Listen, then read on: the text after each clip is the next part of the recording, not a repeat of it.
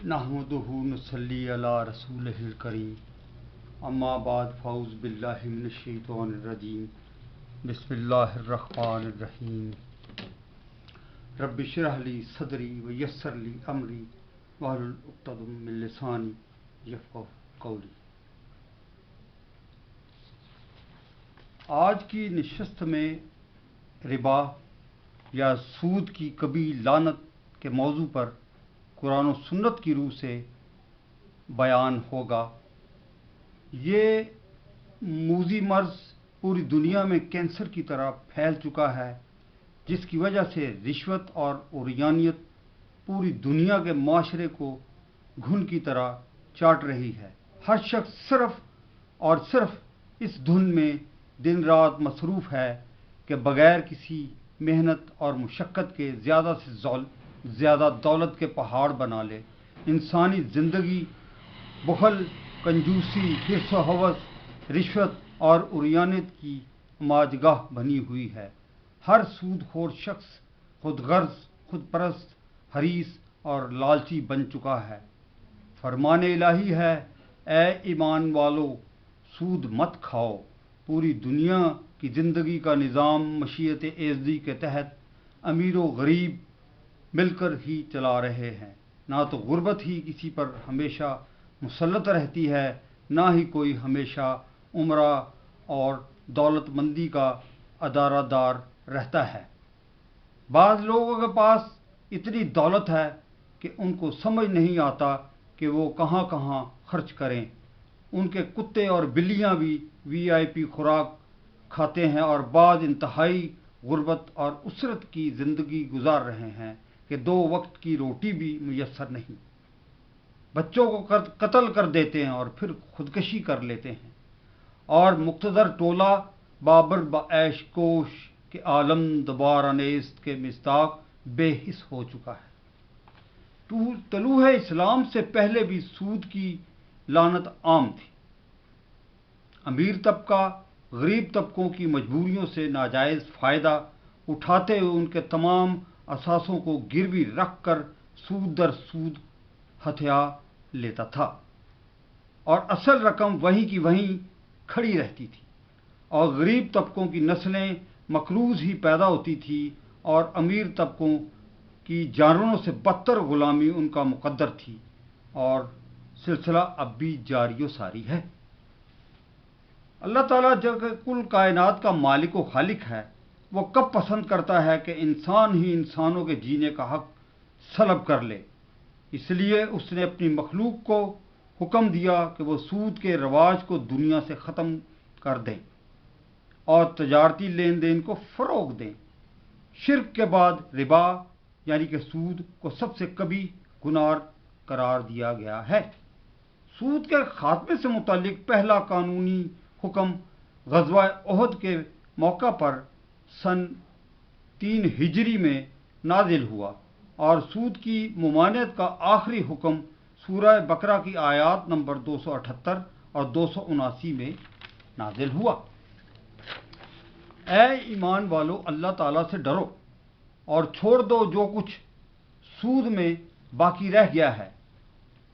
अगर तुम मोमिन हो, फिर अगर नहीं छोड़ते तो अल्लाह और उसके रसूल से जंग के लिए तैयार हो जाओ और अगर तौबा करते हो तो तुम्हारे लिए ही बेहतर है तुम्हारा असल माल।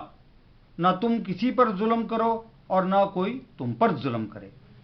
सूदी निज़ाम पूरी इंसानियत के लिए एक इंतहाई मोहलिक निज़ाम है, जिसकी वजह से पूरा माशरा तबाह व बर्बाद हो जाता है। बज़ाहिर इंसानी आँख और सोच से जितना भी फलता फूलता नज़र आए, हकीकतन मईशत को तबाह व बर्बाद करने वाला होता है। सूरह रोम आयत नंबर 39 में अल्लाह ताला फरमाता है, जो माल तुम सूद पर देते हैं ताकि लोगों के माल में जाकर तुम्हारा सरमाया बढ़ता रहे, वो अल्लाह के यहाँ नहीं बढ़ता है। हज़रत उबैरा अबू हुरैरा ने इब्ने माजा और बेहुकी और नस्काश में रवायत है कि रसूलुल्लाह अलैहि वसल्लम ने इरशाद फरमाया कि सूद के गुनाह के 70 हिस्से हैं। ایک معمولی سا حصہ یہ ہے کہ اس کا گناہ ایسا ہے جیسے کوئی شخص اپنی ماں سے زنا کر لے۔ مزید نبی کریم صلی اللہ علیہ وسلم فرمایا سود کا انجام قلت ہے، اگرچہ کتنا ہی زیادہ کیوں نہ ہو۔ یہ بھی مسند احمد میں مذکور ہے۔ لب لباب یہ ہے کہ سود ایک ایسی لعنت ہے جو ایک طرف معاشرے میں غربت اور افلاس اور اسرت کا باعث بنتی ہے تو دوسری طرف ملکی دولت اور سرمایہ پر چند خاندانوں کی ادارہ داری قائم ہو جاتی ہے۔ بے رہروی اور اخلاقی گراوٹ کے شکار یہ خاندان عیاشی اور فحاشی کا راستہ اختیار کر لیتے ہیں۔ فیشن اور تفریح کے نام پر شراب و کباب، رنگ رلیوں کی محفلوں میں فاحشہ عورتوں اور اپنے کالے دھن کی حفاظت کے لیے جرائم پیشہ عناصر اور دہشت گردوں کی سرپرستی کرتے ہیں۔ نبی کریم صلی اللہ علیہ وسلم کا فرمان طبرانی میں منقول ہے کہ قیامت کے قریب سود خوری، زنا کاری اور شراب نوشی پھیل جائے گی۔ مستدرک حاکم کی روایت ہے کہ جس قوم میں سود اور زنا پھیل جائیں وہ اللہ تعالیٰ کے عذاب کی مستحق ہو جاتی ہے۔ تدبر کیا جائے تو دنیا میں پھیلی ہوئی تمام برائیوں اور گناہوں کی جڑ سودی نظام ہے۔ موجودہ دور میں سود کو ایک قانونی حیثیت دے دی گئی ہے اور تمام مسالک کے جید علماء کرام، مشاورتی کونسل اور وفاقی شرعی عدالت جنہوں نے بینک کے سود کو ربا قرار دیا تھا اور اس کے خاتمے کا فیصلہ کیا تھا، حکومت وقت اس پر عمل درآمد میں لیت و لال کر رہی ہے، کیونکہ IMF، world bank, Asian bank اور دیگر تمام بینکنگ سودی نظام نے پوری ملکی معیشت کو مکڑی کی طرح جکڑ رکھا ہے اور خدا اور اس کے رسول کے ساتھ جنگ جاری و ساری ہے۔ پوری دنیا کا ہر شخص سود کی لعنت میں ڈائریکٹ یا انڈائریکٹ ملوث ہو چکا ہے۔ بینکنگ اداروں کی طرف سے یہ غلط فہمی پھیلائی جاتی ہے کہ کسی ساہوکار سے سود پر قرضہ لینا ہی ربا ہے، یعنی کہ سود ہے کے زمرے میں آتا ہے۔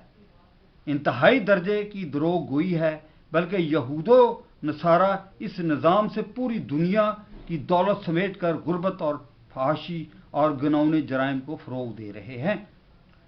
سود خوروں کو جن جن عذابوں کی قرآن حکیم نے وعید سنائی ہے، جن کی آنکھیں ہیں وہ دیکھیں، جن کے کان ہیں وہ سنیں، جن کے دماغ ہیں وہ تدبر کریں، سب کو کھلے بندوں اعلان کیا گیا ہے، نہ دوسروں پہ ظلم کریں اور نہ اپنے اوپر ظلم کریں، لیکن انہوں نے اس کے برعکس کیا، جس کا خمیازہ کرنے والوں کو بھگتنا ہے۔